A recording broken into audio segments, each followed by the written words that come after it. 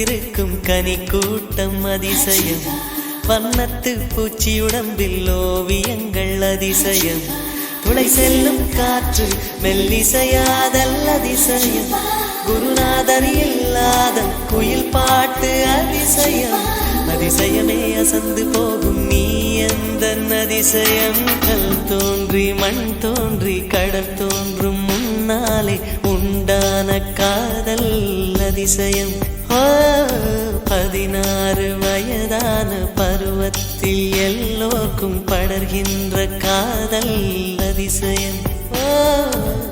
பூவுக்குள் ஒளிந்திருக்கும் கனி கூட்டம் அதிசயம்.